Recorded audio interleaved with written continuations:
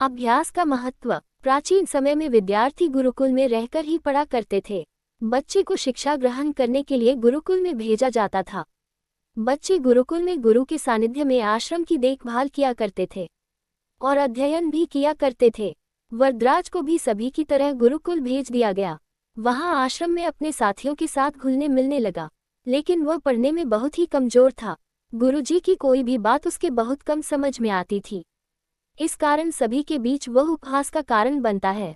उसके सारे साथी अगली कक्षा में चले गए, लेकिन वो आगे नहीं बढ़ पाया। गुरुजी जी ने भी आखिर हार मानकर उसे बोला, बेटा वरदराज, मैंने सारे प्रयास करके देख लिए हैं। अब यही उचित होगा कि तुम यहाँ अपना समय बर्बाद मत करो।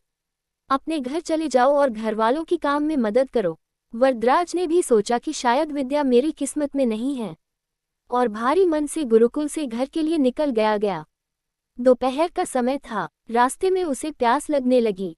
इधर उधर देखने पर उसने पाया कि थोड़ी दूर पर ही कुछ महिलाएं कुएं से पानी भर रही थी। वह कुएं के पास गया।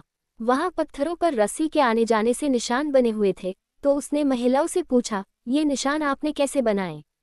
तो एक महिला ने जवाब दिया, बेटे ये निशान हमने नहीं बनाए। ये तो पानी खींचते समय इस कोमल रस्सी के बार बार आने जाने से ठोस पत्थर पर भी ऐसे निशान बन गए हैं। वरदराज सोच में पड़ गया। उसने विचार किया कि जब एक कोमल से रस्सी के बार बार आने जाने से एक ठोस पत्थर पर गहरे निशान बन सकते हैं, तो निरंतर अभ्यास से मैं विद्या ग्रहण क्यों नहीं कर सकता। वरदराज ढेर सारे उत्साह के साथ वापस गुरुकुल आया और अथक कड़ी मेहनत की। गुरुजी ने भी खुश होकर भरपूर सहयोग किया। कुछ ही सालों बाद यही मंदबुद्धि बालक वरदराज आगे चलकर संस्कृत व्याकरण का महान विद्वान बना, जिसने लघु सिद्धांत कौमुदी, मध्य सिद्धांत कौमुदी, सार सिद्धांत कौमुदी, गीर्वाण पद्मंजरी की रचना की। शिक्षा मॉरल। दोस्तों, अभ्यास की शक्ति का तो कहना ही क्या है। यह आपके हर सपने को पूरा करेगी। अभ्यास बहुत जरूरी है, चाहे वो खेल में हो या पढ़ाई में या किसी और चीज में। बिना अभ्यास के आप सफल नहीं हो सकते हो। अगर आप बिना अभ्यास के केवल किस्मत के भरोसे बैठे रहोगे, तो आखिर में आपको पछतावे के सिवा और कुछ हाथ नहीं लगेगा।